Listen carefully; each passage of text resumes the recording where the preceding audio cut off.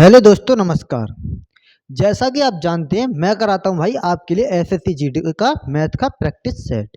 जो आपके पेपर हुए थे 20 फरवरी के साइड में, जो 20 फरवरी से स्टार्ट हुए थे, उसमें जो आज आपकी शिफ्ट नंबर 13 का आ चुका है। और देखते हैं 23 फरवरी की सेकंड शिफ्ट का हुआ पेपर, ये फर्स्ट शिफ्ट का है सेकंड शिफ्ट का। तो आ जाइए भाई, करते हैं हम इसको स्टार्ट। तो देखो भाई, पहले क्वेश्चन क्या कह रहा है, तो आ जाओ भाई। बिना टाइम गवाए हुए हमें क्वेश्चनों को करना है। 20 क्वेश्चन है, जल्दी से जल्दी करना है, शॉर्ट मेथड के साथ करना है। देखना भाई आगे चल के आपके लिए कैसे कैसे मेथड होंगे। आपको एक एक मेथड के लिए आपको सिंगल बाय समझा के चलेंगे, ठीक है। आइए इस क्वेश्चन को देखते हैं। पहला क्वेश्चन आपके सामने आ चुका, आपका favourite topic time and work का। आइए करते इस क्वेश्चन को। देखिए क्या कह रहा है। अविनाश विपिन से 11 गुना तीव्रता से एक मशीन बना सकता है। आपके लिए एफिशिएंसी का रेशियो दे रखा है अविनाश का और विनाश विपिन का। देखिए अविनाश और विपिन, इनकी एफिशिएंसी का रेशियो कितना दे रखा है। अगर एक बनाता विपिन तो अविनाश बना देता 11 मशीन। अगर विपिन बनाएगा एक मशीन तो अविनाश बनाएगा 11 मशीन। ठीक है भाई मेरे। अब आपके लिए बताना, अगर आपको एफिशिएंसी का रेशियो पता है तो टाइम का तो रेशियो बता ही दोगे। टाइम का क्या होता है, अपोजिट। एक यहाँ हो जाएगा, ये 11 है, ठीक है। अब देखिए आगे पढ़ते हम। बना सकता है, अच्छा। और विपिन से 100 दिन कम समय लेता है। अच्छा जी, लो इनका डिफरेंस दे रखा है 10 का डिफरेंस दे रखा, कितने के, 100 दिन के बराबर। एक का डिफरेंस कितने बराबर हो जाएगा, 10 के। ठीक है, टोटल वर्क निकालूंगा मैं। टोटल वर्क, टोटल वर्क कैसे निकालूंगा, देखो 11 का 11 धाम 110, यानी कि 10 इंटू 11 बराबर कितना हो जाएगा, 110। टोटल वर्क आ चुका है 110। अब देखिए क्या कह रहा है। अविनाश और विपिन व्यक्तिगत रूप से मशीन को कितने दिन में बना लेंगे। अलग अलग बनवानी है। देखो अविनाश की तरफ चलते हम लेके। 110 काम को मैं करवाता हूँ। कितनी की एफिशिएंसी अविनाश की, 11 की। 11 धाम 110, ये 10 दिन में। और विपिन कितने दिन में, 110 काम को एक की एफिशिएंसी से कितने दिन में बना लेगा, 110 दिन में। यानी कि 10 और 110 दिन में बना लेगा। ए फॉर अविनाश है, बी फॉर विपिन है। ठीक है भाइयों, आगे हो गया समझ में अच्छे से क्वेश्चन, ठीक है। बताइए, वन बाई कराया हमने। देखो अविनाश और विपिन की एफिशिएंसी का रेशियो दे रखा 11 गुना है। अगर विपिन एक काम करता है तो अविनाश करता 11 है, ठीक है। टाइम का मैंने अपोजिट ले लिया ना, एफिशिएंसी का। इनका अंतर लिया 10 आया, और 10 का अंतर कितने के बराबर दे रखा, 100 दिन के कम लेता है। तो 1 बराबर 10 के टोटल वर्क निकाल लिया तो 110 आ गया। अविनाश के किया मैंने 11 की एफिशिएंसी से 110 काम करवाऊंगा तो 10 दिन में खत्म कर लेगा। विपिन पे गए, विपिन 110 काम को एक की एफिशिएंसी थे 110 दिन में काम कर पाएगा, क्योंकि भाई ये कमजोर है, सुस्त आदमी है, ठीक है। आगे चलते हैं भाई दूसरे क्वेश्चन की तरफ। क्या कह रहा है, देखो ये आपके सामने आ चुका है। देखो पंकज ने 2 बाइक खरीदी, यानी कि प्रॉफिट एंड लॉस का क्वेश्चन है ये। पंकज ने 2 बाइक खरीदी। पहली बाइक 24,000 रुपये और दूसरी बाइक 20,000 रुपये की खरीदी। अच्छा, 24,000 और 20,000 रुपये कितने रुपये खर्च कर दिए उसने, 24 और 20, 44,000 रुपये खर्च कर दिए। देखो भाई मेरे, 44,000 रुपये इसने खर्च कर दिए। कोई वस्तु इसने घड़ी बाइक खरीदी है 44,000 रुपये की दो। देखिए दूसरी बाइक कितनी, उसने दोनों बाइकों पर बेची थी। अच्छा, दोनों बाइक बेची। पहली बात तो 20% का लाभ होता है, यानी 24,000 को 120% की प्रॉफिट में बेच दो। पहली बाइक को 24,000 की थी ना जगह, उसको 120 प्रॉफिट के पे बेच देते हैं हमें। ये 2 जीरो थी, ये जीरो खत्म, ये जीरो हो जाएंगे 2 जीरो, ठीक है। 12 चौक 48, 12 दूनी 24, 24 और 4 कितने होते भाई मेरे, 28, ठीक है। आगे चलते हैं भाई। पहली बाइक को 20% लाभ पर, दूसरी को 30% की हानि पर। अगर मैं देखो दूसरी है कितनी, 20,000 की। सेकंड मेरी वस्तु है 20,000 रुपये की वस्तु है वो। अब देखिए 20,000 लिखा नहीं लिखा भाई मेरे, ठीक है। 30% की हानि पे बेच रहा हूं, तो 70 में तो बेचा होगा मैंने, 70 में बेच दिया होगा अपॉन 100। ये जीरो से ये 2 जीरो खत्म, 7 दूनी 14,000। ठीक है भाई मेरे। अब देखो मुझे मिला कितने रुपए, मिले कितने रुपए, देखो 28,800 यहाँ मिले, 14,000 यहाँ मिलेगी। तो आप देखो जोड़ सकते हो आराम से, ये 0 0 8 8 4 12, 2 और 1 3 और 1 4। ठीक है भाई मेरे, 42,800 रुपये और 44,000 रुपये में इनका अंतर देखो। इतने रुपए की खरीदी, इतने रुपए में बेच दी, यानी 42,000 रुपये में बेच दी है। कितने का लॉस ले लिया भाई मेरे, 1200 रुपये का लॉस ले लिया भाई मेरे। सॉरी, 1200 रुपये का क्या ले लिया इसने, लॉस यानी कि हानि। 44,000 की खरीदी हमने और 42,800 में बेच दी। ठीक है भाई मेरे, आगे बढ़ते हैं भाई मेरे क्वेश्चन की तरफ। आगे क्या कह रहा है देखिए, एक परीक्षा में नवीन में 21% अंक अर्जित किए और वह 25 अंकों से अनुत्तीर्ण हो गया। यदि उसे 46% अंक मिलते तो वह 5 अंकों से अनुत्तीर्ण रहता, यानी फिर भी फेल हो गया, बंदा पास ही नहीं हो रहा। 21% पे भी पास नहीं हुआ, नहीं 46% पास हुआ। आइए अब देखते हैं, देखो 21% अंक लेके आ रहा, तब तो वो फेल हो रहा था 25 अंकों से। लो जी, मैंने 25 अंक अगर दे देता ना तो ये पास हो जाता। आगे मैं चला, अगर उसे 46% अंक मिलते तो वह 5 अंकों से मिले पास होता, यानी कि अगर 46% में अगर वह 5 अंक दे देता तो ये हो जाता पास। अब देखो इसका डिफरेंस लेंगे, कितना हुआ, इसका डिफरेंस आ जाएगा भाई मेरे 25, इसका डिफरेंस हो जाएगा 20। भाई आपने देखा होगा यहाँ पर मैं क्या करता था, जोड़ता था, इनका तो मैं लेता था डिफरेंस, यहाँ लेता था जोड़। भाई इस क्वेश्चन की कंडीशन पढ़ो, क्या क्या रहा है पहले देखो, ये दोनों बार क्या हो रहा, अनुत्तीर्ण हो रहा है ये, यानी कि 5 अंकों से अब भी अनुत्तीर्ण हुआ। अगर फेल पास होता तब मैं इसका प्लस कर लेता। अब क्या हुआ है, दोनों बार सेम डायरेक्शन में होगी, तो भाई मैनेज कर दिया मैंने। अब देखो मुझे क्या की चाहिए, तो वह परीक्षा के पूर्णांक कितने होंगे, यानी कि 100% की वैल्यू बूझिए। अब मैं देखो 100% की वैल्यू बनानी है मुझे, मैं सीधी इसी को नहीं बना दूँ, मैं 4 की मल्टीप्लाई करके, अगर मैं 4 की मल्टीप्लाई कर देता हूँ तो ये 80 हो जाएगा, 4 तो ये 100% मार्क हो जाएंगे। 100% की वैल्यू आज के आपके सामने 80, यानी 80 नंबर का था वो पूर्णांक। ठीक है भाई मेरे, 80 नंबर का पूर्णांक था, तब जाके वो इतने फेल पास चल रहा था वो। आया भाई समझ में, आगे चलते हैं भाई। अब देखिए क्वेश्चन नंबर 4 क्या कह रहा है, ये भी प्रॉफिट एंड लॉस का क्वेश्चन है। देखो भाई, विक्रय मूल्य और क्रय मूल्यों का अनुपात तो दे रखा 7:11। हानि प्रतिशत क्या होगी, आप सिंपली भी बता सकते हो, कोई ज्यादा बड़ा तोप तो है नहीं भाई। ये देखो आपके लिए विक्रय मूल्य यानी कि सेलिंग प्राइस आपके लिए ये दे रखा है, सीपी यानी कि ये दे रखा है पीछे वाला। देखो इनका डिफरेंस कितने का है, 4 का। अब देखो जो भी प्रॉफिट और लॉस होता है किस पे होता है, सीपी पर। सीपी कितना भाई मेरे, 11। 11 सीपी है, इंटू कर देंगे 100, 400 हो जाएगा। तो 11 तिया 33, यानी 3.33 के करीब चला जाएगा। देखो ये हो जाएगा आपका 400 अपॉन 11, 11 तिया 33, बचे कितने भाई मेरे, 7 बचे। 7 बचे तो 11 छिक्के 66, 66 फिर 4 बचे, 11 तिया 33, फिर 4 बचे 36, यानी ये तो इसी प्रकार के फॉर्मेट में चला जाएगा, यानी कि 36.36।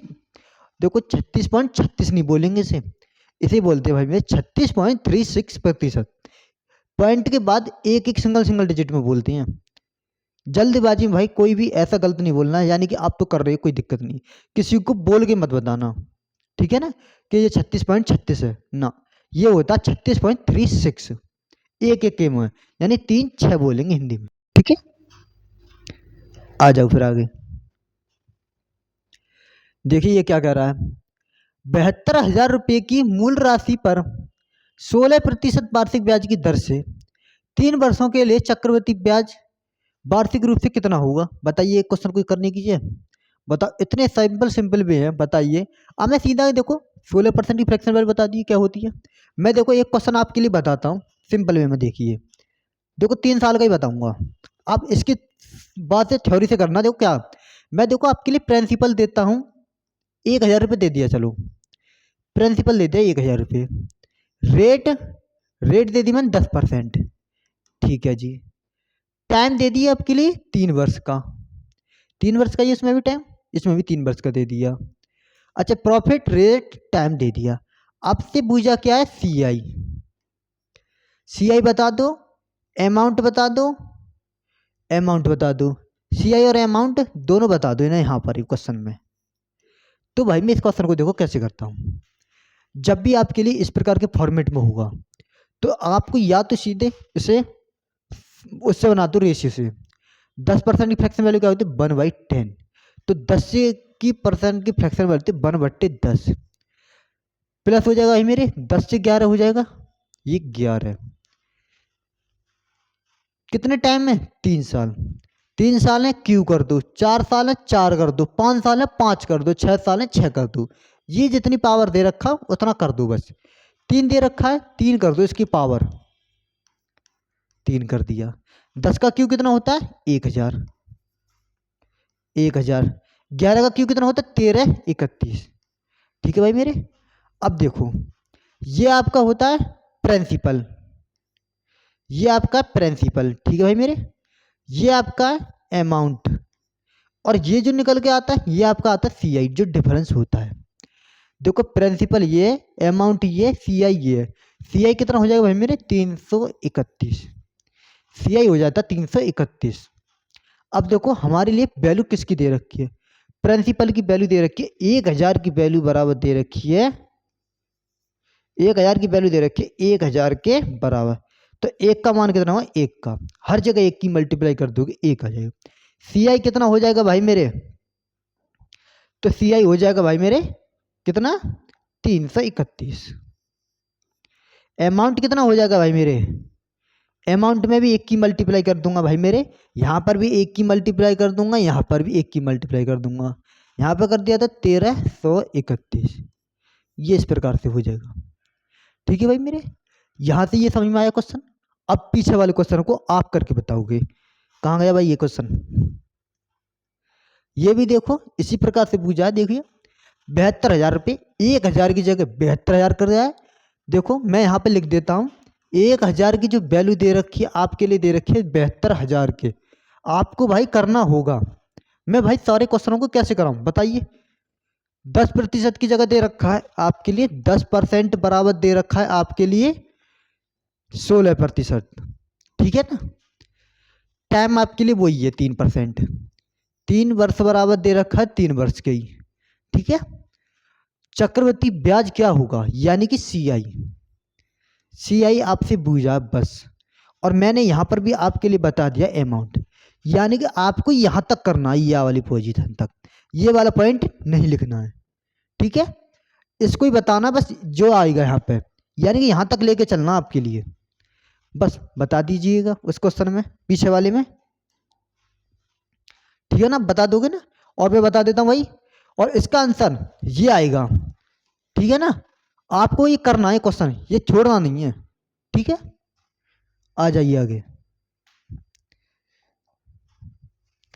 अब देखिए क्वेश्चन नंबर 6 क्या कह रहा है, देखिए एक निश्चित दूरी एक निश्चित चाल से तय की जाती है, यदि इस दूरी को 2 गुना 6, अच्छा, यदि इस दूरी को तो दूना कर दिया जाए और 6 गुना समय को किया जाए, तय किया जाता है, तो दोनों की चालों का अनुपात क्या होगा। देखो मैंने, देखो स्पीड बराबर आप जानते हो भाई, स्पीड बराबर डिस्टेंस अपॉन क्या होता है भाई मेरे, टाइम, डिस्टेंस अपॉन टाइम।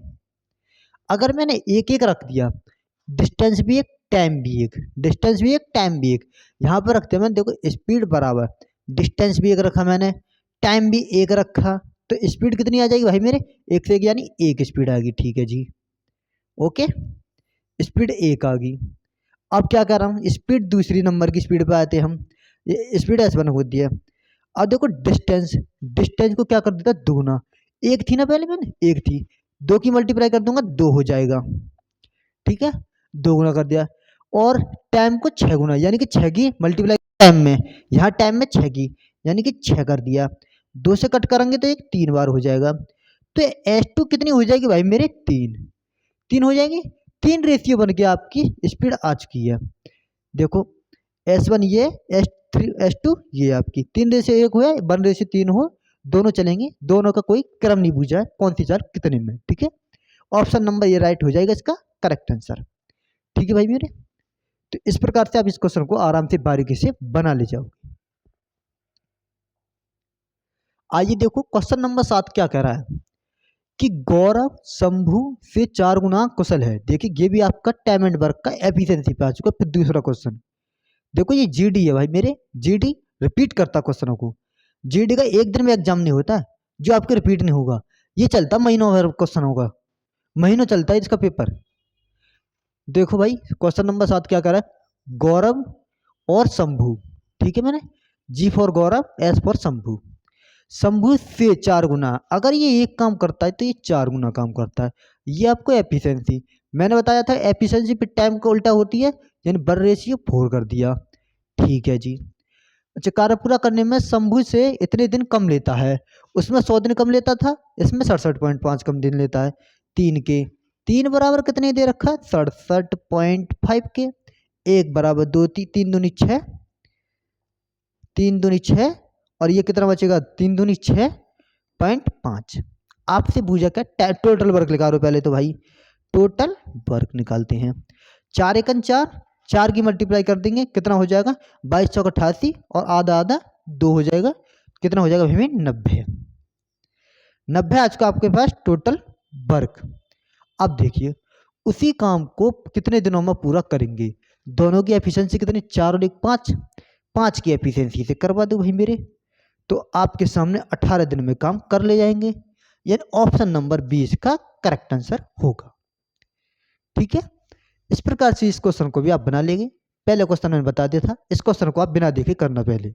ठीक है, आगे चलते हैं। 8वां क्या कह रहा है देखिए, यदि पी क्यू से 15% कम है। ठीक है जी, आइए देखते हैं, पी क्यू से 15% कम है। 15% की फ्रैक्शन वैल्यू याद है, 3/20 होती है। आइए देखते हैं, देखो 15/20, सॉरी 15/100, 5 से काटा 3 बार और 5 से काटा 20 बार। क्यू से कम है ना, अगर ये 20 है क्यू, अगर ये 20 है क्यू, कम की बात कहिए, कम कर दो, 20 में 3 कम कर दिए 17, इनका डिफरेंस ले लिया 3। अब देखो क्यू से, तो क्यू पी से, पी की वैल्यू कितनी है 17, जिससे पूछी जाए उसकी कर देना, 300 हो जाएगा ये भाई मेरे, 300/17, 17 एकन 17, एक बार गया, बचे कितने 13, 17 में 17 119, यानी कि अब देख सकते हो आप 17 किसके करीब में जा रहा है, यानी कि 17.64%, ये इसका राइट आंसर हो जाएगा। इसका भाई छोटा भी वर्जन होता है, उसे ही बता दूं कहो तो, देखो क्या हुआ है, 15% कम हुआ है, 15 लिख दिया, कितना कम हुआ है, 100 में तो 15 ही कम कर दो, 100 में तो 15 कम कर दूंगा तो 85 हो जाएगा भाई मेरे, इंटू कर देंगे 100, ये आपका छोटा वर्जन हो जाएगा। इस प्रकार से कर ले जाने से आपको काटा पीटी करोगे वही इसका रिजल्ट आएगा। ठीक है ना, जैसे मान लो 5 या 15, 5 से 17 बार हो जाएगा, 300/17, यही आपके सामने लिखा हुआ है। ठीक है ना, आ जाइए आगे। क्वेश्चन नंबर 9 क्या कह रहा है, बिल्कुल करेक्ट लिख रहा है क्वेश्चन। आइए देखते हैं, 0.5 प्लस 0.3, इनके ऊपर चढ़ा बार, बार वाले क्वेश्चन को कैसे करते हैं आइए देखते हैं। देखो ये पॉइंट जो 5 लिख रहा है ना, ये 5 5 इनफाइनाइट तक चल रहा है, ये रुका हुआ नहीं है। इसे रोकने के लिए हम क्या कर देते हैं भाई मेरे, इस पर बार लगा देते हैं, अब ये रुक चुका। ठीक है ना, तो इस प्रकार के क्वेश्चन को कैसे सॉल्व करेंगे, तो आइए देखते हैं, यहीं पे करवा देता हूँ भाई। देखो 5 है, देखो पॉइंट कुछ नहीं लिखना, जिसके ऊपर बार है उसके नीचे लिख दो 9, बस खत्म कहानी। अब इस क्वेश्चन में बस सादा बता दे रहा हूँ, इसकी बेसिक डिटेल भी मैंने वीडियो में दे रखी है, वहां से भी जाके आप देख सकते हो। 3 है, 3 लिखा अपॉन 9 लिख दिया, 9 इसका एलसीएम आ जाएगा, 5 और 3 8, इसका करेक्ट आंसर हो जाएगा 8/9, इसका राइट आंसर ऑप्शन नंबर 1 हो जाएगा। ठीक है, ये आपने एलसीएम ले लिया, 5 और 3 8 इनके जोड़ के कर ले जाओगे आप।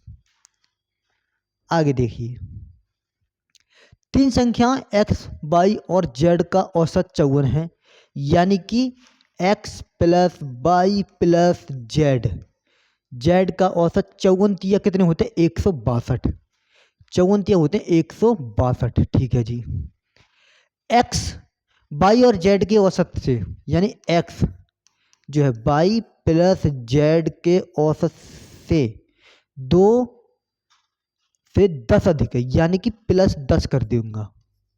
ठीक है, किसी को दिक्कत?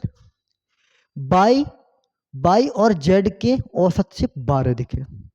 ये जो बाई है आपका, बाई प्लस जेड से 2 प्लस 12 अधिक है। अब देखो इन्हें जोड़ लो, इसे समीकरण 1 मान लो, इसे समीकरण 2 मान लो, कुछ भी मान लो। ठीक है ना। x plus by, x plus by, x plus by लिख लिया। अब देखो बाई प्लस जेड और बाई प्लस जेड दो दो हैं, यानी कि अब मैं देखो इस प्रकार के फॉर्मेट में लेके चलता हूं तो ये पता रिजल्ट क्या लिख करके आएगा? By plus Z 12 10 22 plus 22। आइए इस प्रकार के फॉर्मेट को हम देखो क्या करेक्शन कैसे किया मैंने, ये देखो यहाँ पे इसे उठा के लेता हूँ। यहाँ पर by plus Z upon 2 plus by plus Z upon 2। देखो ये सिस्टम उठाया मैंने यहाँ लिख दिया, ये सिस्टम उठाया मैंने यहाँ लिख दिया। ठीक है ना, इस प्रकार से लिख दिया। अब मैंने ये जोड़ा, ये देखो 2 लिखा, 2 इसका एलसीएम आ जाएगा by plus Z plus by plus Z. ठीक है ना। अब देखो 2y 2z, यहाँ पे निकल के आएगा 2 बाई प्लस जेड अपॉन 2 से ये 2 खत्म, यानी बाई प्लस जेड, यानी टोटल निकल के आया बाई प्लस जेड। 2 से 2 मेरा कट गया, मैंने इसलिए डायरेक्ट लिख दिया यहाँ पर। अब देखो मैं यहाँ पे देखो x प्लस बाई, देखो ये प्लस में इधर की वैल्यू इधर लेके आऊंगा, माइनस में हो जाएगा माइनस बाई माइनस जेड, और ये प्लस में तो मैं इसे बराबर में पीछे ही रहने देता हूँ, यानी 22 ही रहने देता हूँ, इसे नहीं लेके आता मैं। देखो ये 22 से, ये इस 22 से देखो मैं क्या करता हूँ, इसे ये 22 से तो ये 22 खत्म हो जाएगा, 22 से ये 22 खत्म हो गया। x माइनस जेड बराबर हो जाएगा 22। आपसे पूछा क्या है, देखो उसी प्रकार के फॉर्मेट बना के लाए। x और z के बीच का अंतर, यानी x माइनस जेड के बीच का अंतर आ जाएगा 22। इसका right answer option number A. आपको पता भी नहीं चला होगा आंसर कब आ गया, आपने इसे सॉल्व किया, आपके सामने क्वेश्चन जवाब आ चुका। ये तो तुम्हारा समझाने का था, ये मैंने भाई बता दिया कि इस प्रकार से फॉर्मेट में बन के आया। ठीक है भाइयों, आगे चलते हैं क्वेश्चन की तरफ। आगे देखो 11वां क्वेश्चन क्या कह रहा है, देखो ये आपके सामने एवरेज का फिर आया एक और। 24 28 27 33 सॉरी 23 डी और ई का औसत 29 है, तो डी और ई के औसत कितना होगा? अब देखो मैंने जोड़ता हूं, देखो आपको भी पता भाई टोटल पदों की संख्याओं का योग, जितनी भी होती है उन संख्याओं का योग अपन पदों की संख्या बराबर होती है योग, यानी औसत। ठीक है, अब मैं देखो इन्हें जोड़ता हूँ डायरेक्टली, यहाँ भी जोड़ता हूँ। 24 28 27 33 आपकी हो जाएंगी 102।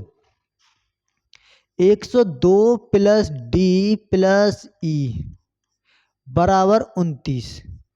कितने पद हैं भाई? 1 2 3 4 5 6। तो 102 प्लस डी प्लस ई बराबर 9 छिक्के मल्टीप्लाई कर देता हूँ इसमें मैं, कोई दिक्कत परेशानी? 9 छिक्के 54, 9 दूनी 18, 18 और 5 आपके सॉरी 6 निम्मा 54 और 6 दूनी 12, 12 5 17, यानी कि 174। 102 घटाऊंगा 174 में तो कितने बचेंगे? 72। डी प्लस ई का जो मान आया 72। आपसे पूछा क्या है? डी और ई का औसत पूछा है। दो संख्याएं 2 से डिवाइड कर देंगे, देखो जी 2 से कर दिया मैंने डिवाइड, तो 36 इन दोनों का एवरेज आ जाएगा, यानी ऑप्शन नंबर 20 का राइट आंसर होगा। बताइए, छोटा सा क्वेश्चन आपने एक चुटकी बजाई क्वेश्चन को सॉल्व कर दिया। 11 में हो गया।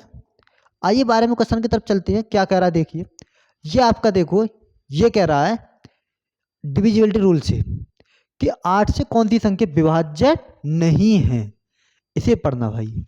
8 का डिविजिबिलिटी का रूल मैंने 8 का भी बताया, 2 का भी बताया, 3 का भी, 4 का भी, 5 का भी।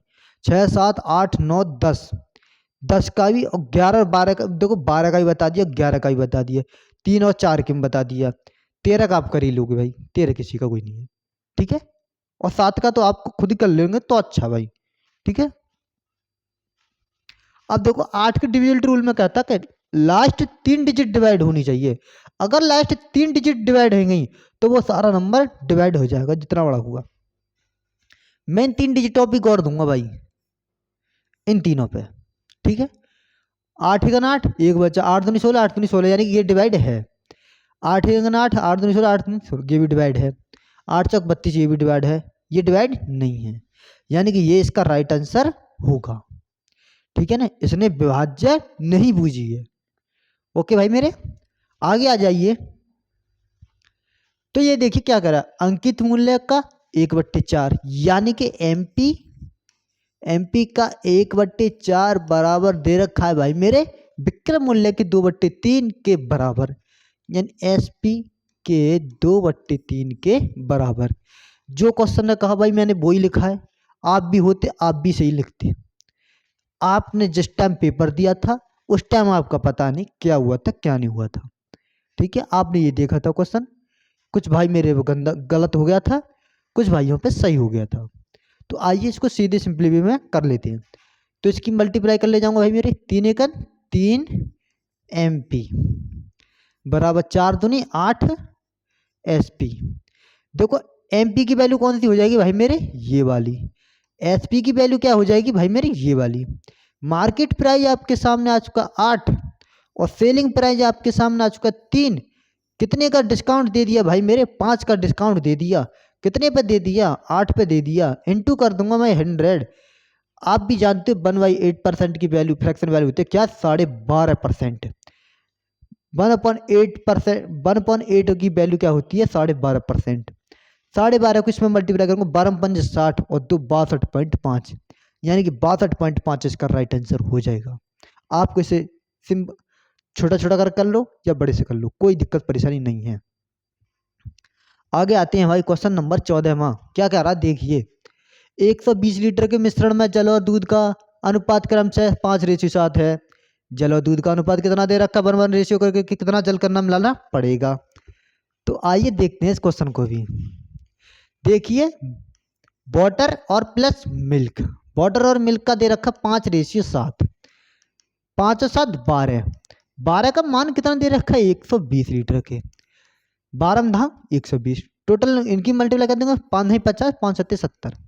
अब देखो बनाना कितना, 1:1 के मैं कितना जल मिलाऊं, कितना जल मिलाऊं ताकि ये 1:1 में हो जाए। भाई आप भी जानते हो मुझे 70 के बराबर करना है, इसे 50 को कितना मिला दूंगा, 20 मिला दूंगा। आपको ये सोचोगे भाई कितना मिलाऊं, मुझे नहीं पता। सीधी भाई मेरे इसमें से घटा लीजिए, इतना तो पता पड़ेगा ना। घटाने के बाद तो पता, 70 में थे 50 जाएंगे तो 20 लीटर मिला देना, यानी कि प्लस 20 कर दोगे ना इसमें, तो देखो ये भी 70 और ये भी 70, ये बन गया आपके 1:1। और यही आपसे रिजल्ट में पूछा था कितना जल मिलाना होगा, 20 लीटर जल मिला दो, आपका रिजल्ट आ जाएगा 1:1 की फॉर्मेट में, ठीक। आ जाओ भाई आगे। क्वेश्चन नंबर 15 क्या कह रहा है, एक विक्रेता अपने सामान को क्रय मूल्य से 40% अधिक अंकित करता है, यानी कि 100 रुपये के सामान को 140 रुपये अधिक अंकित कर देता है, ठीक है जी कोई दिक्कत ना। यदि वह 30% की छूट दे देता है, 30 की छूट देता होगा, 70 में तो बेच रहा होगा, यानी 140 के सामान को 70% छूट पे 30 की छूट देने के बाद 70 में बेच दिया, 14 में 70 98, 100 के सामान को 98 में बेच दिया, 2 का आपने क्या ले लिया भाई, लॉस हो गया भाई सवाल। बस आगे बढ़ जाओ, खत्म कर दो, बस 2% का लॉस हो गया है। आप कर लेना भाई अब इस क्वेश्चन को कैसे करना, चलो बता ही देता हूँ, वैसे बताने का मन नहीं है इस क्वेश्चन को। 100 के सामान को मैंने 140 रुपये अधिक अंकित कर दिया, 30 की मैंने छूट दे दी, 30 की कर दी मैंने छूट, 70 में बेच दिया, अपन कर दिया 100, ये 2 0 14 7 98। देखो CP ये SP ये MP ये था, कितने की छूट दे दी भाई, 2 का हो गया नुकसान, 2% का नुकसान आपके सामने आ चुका है, ठीक है भाई मेरे। आगे बढ़ता हूं भाई मेरे क्वेश्चन की तरफ। तो क्या कह रहा है देखो 16 में, एक निश्चित राशि 2.5 वर्षों में कितना हो रहा है, 2.5 वर्षों में साधारण ब्याज पर इतने रुपये और 1 वर्षों का इतने रुपये हो जाती है। यानी कि आपको अमाउंट दे रखा है, सीधी सीधी भाषा में कह रखा भाई, अगर 2.5 वर्षों में तो इतने रुपये हो जाता है मेरे पास 1060 रुपये, 1 वर्ष में हो रहे मेरे पे 1000 रुपये। तो बताइए आपको वार्षिक ब्याज की दर कितनी है? आप ही बताओगे भाई, सिंपल वे में देखो, 1 वर्ष में कितने हो रहे हैं भाई मेरे 1000 रुपये। क्या है? ये आपका टाइम है, और टाइम, और ये हो रहा आपका अमाउंट, 1 वर्ष का अमाउंट। ठीक है जी। अब मैं चलता हूँ 2.5 वर्ष के। 2.5 वर्ष में कितना? 1060। ठीक है जी। यहाँ कितने वर्ष का अंतर हुआ? 1.5 का। 1.5 साल में कितना बढ़ रहा है भाई? यहाँ पे देखना 60 रुपये बढ़ रहा है। यानी कि 1.5 साल में मुझे 60 रुपये मिला। मैं 1 साल की वैल्यू निकालता हूँ, पॉइंट हटाऊंगा, ये जीरो लगाऊंगा, 15 चौके 60, 1 साल में मुझे 40 रुपये मिलते हैं। साधारण ब्याज 1 साल में 40 रुपये मिलते हैं। यानी कि 40 रुपये का एसआई मुझे 40 रुपये का एसआई 1 साल में मिलता है। प्रिंसिपल मुझे पता नहीं, प्रिंसिपल में पता कर लूंगा भाई, क्या दिक्कत है। 1 साल का अमाउंट आपके लिए 1000 रुपये है, इसमें एसआई होती है 40 रुपये। 40 रुपये घटा दूंगा, 960 रुपये इसका आ जाएगा। 960 960 इंटू आर मुझे निकालना है। टाइम आपके लिए 1 बताई दिया, अपन 100 कर लूंगा। ये जीरो से ये जीरो खत्म, 4 से काटूंगा भाई मेरे 24 बार। तो रेट कितनी आ जाएगी? देखो भाई, रेट आ जाएगी, देखो 4 6 24, 4 थे 25 बार, 6 चौक 25 बार गया ना, 25, तो 6 चौक 24, 4 के अप्रोक्स में जा रहा है, यानी कि 4.17% की रेट आ जाएगी आपके सामने। तो ठीक है भाई मेरे, इस प्रकार के क्वेश्चन को भी आप आराम से बना ले जाओगे। तो आगे मैं देखता हूँ क्वेश्चन को, 17 नंबर का क्या कह रहा है, देखिए। एक यानी कि 17,600 रुपये की राशि को राजा राम और मोहन, अच्छा राजा राम मोहन एक ही बार में, ठीक है जी, कोई दिक्कत नहीं, क्रम से 6-7 रेशियो के अनुपात में विभाजित किया जाता है। मोहन का हिस्सा ज्ञात कीजिए। यानी कि 3 लोग हैं, उनके लिए रेशियो में इतना दे रखा है, यानी कि टोटल रुपये में इतना दे रखा है। बताइए मोहन का हिस्सा कितना है? इस प्रकार के भी छोटे क्वेश्चन पूछ सकते हैं आपसे। आप इस प्रकार के क्वेश्चन भी छोड़ दोगे? बिल्कुल नहीं छोड़ोगे भाई मेरे, डायरेक्टली वे में कर दोगे। क्या करना है? 9 6 15 22, 22 के इसमें 176 में कहते हैं, 22 8 176 होते हैं, यानी 1 यूनिट की वैल्यू 800 हो जाएगी। आपसे पूछिए किसकी है? मोहन का। मोहन कहाँ पड़ रहा? लास्ट में, तो यानी मोहन 9 9 8 72, 72 से इसका राइट आंसर। ठीक है भाई मेरे, कर ले जाओगे आराम से, हो जाएगा ना। आगे चलता हूँ भाई मेरे, मौका दी देख के करना बस सीधे। और ये भी देख लो, अगर आपके पास फॉर्मूले याद हैं तो विदाउट पेन और पेपर के करना है। देखो कैसे करोगे। एक समांतर चतुर्भुज के विकर्ण क्रम से 10 सेंटीमीटर और 30 सेंटीमीटर समतल, तो समचतुर्भुज का क्षेत्रफल क्या होगा? समचतुर्भुज के क्षेत्रफल का क्या होता है? 1/d, यानी सॉरी 1/2 बराबर d1 इंटू d2। दोनों विकर्ण हाफ कर देना उनका, ठीक है ना। क्या करना? 2 से इसे डिवाइड कर दूंगा मैं 5, तो 5 से 3 पंजे 15, 150 सेंटीमीटर इसका राइट आंसर। बताइए, लिख दूं इसका भी फॉर्मूला? ले, ये होता भाई 1/2 इंटू d1 इंटू d2। ठीक है भाई मेरे, ये इसका फॉर्मूला होता है। बस अगर आपके पास फॉर्मूला होता ना, डायरेक्टली भी में करते मौखिक, और मौखिक करके आगे बढ़ते। छोटे छोटे क्वेश्चनों को भाई बताइए, कोई करने की जरूरत है। आइए इसे भी देखिए क्या कह रहा है। देखो 5 और 2 7, पहले डिवाइड करेंगे, 7 हो जाएगा, 4 हो जाएगा नीचे, 7 21, 21/4, 14 चौका 56, 14 में 56 में 21 घटाऊंगा 35, और 35 में दे दूंगा 4 का डिवाइड, 4 8 32, यानी ऑप्शन नंबर ये राइट इस कर लो। करके दिखा दें, आ जाइए। तो 14 माइनस 7 21, 21/4, 4 में ले लूंगा 21 एल्शियम, 14 चौका 56 माइनस 21, 56 में 21 घटाऊंगा, 6 में 1 गया 5, 5 में 2 गया 3, 35/4, 4 8 32, बचे क्या 3, 4 7 28, पॉइंट लगाऊंगा 4 7 28 और 4 5 20, 8.75 मैंने पहले बता दिया। ठीक है, ये भी हो गया आपका। आगे आ जाओ, लो इसकी भी एक ट्रिक बताएंगे भाई। क्या करना? 11 12 13 14, ये आपकी सही में लिख रहे हैं, हाफ हाफ हाफ हाफ इस प्रकार से भी दे रखा है। लो जी, 11 12 13 14 कितने हो जाएंगे भाई मेरे? देखो कैसे जोड़ना आपके लिए, 11 14 जोड़ दो, 13 12 जोड़ दो, 25 25 50 हो गए। लो जी 50 लिख दिया भाई मेरे, प्लस हाफ हाफ है कितनी है, 1 2 3 4, 4 में 2 का डिवाइड करते हैं 2, 2 और जोड़ देंगे 50 और 2 कितने हो जाएंगे 52, इसका राइट आंसर। ठीक है भाई, ये हो चुकी है आपकी क्लास खत्म। ठीक है, क्लास हो चुकी है खत्म। अब आपके लिए पीडीएफ बता देते हैं भाई। पीडीएफ आपके लिए टारगेट वित्ते जाके टेलीग्राम चैनल पे मिल ही जाएगी आपके लिए। और जो भी आपका डाउट क्वेश्चन होगा तो आप हमसे व्हाट्सएप पर पूछ सकती हो। ठीक है दोस्तों, मिलते हैं फिर अगली वीडियो में। जब तक के लिए जय हिंद जय भारत, टेक केयर।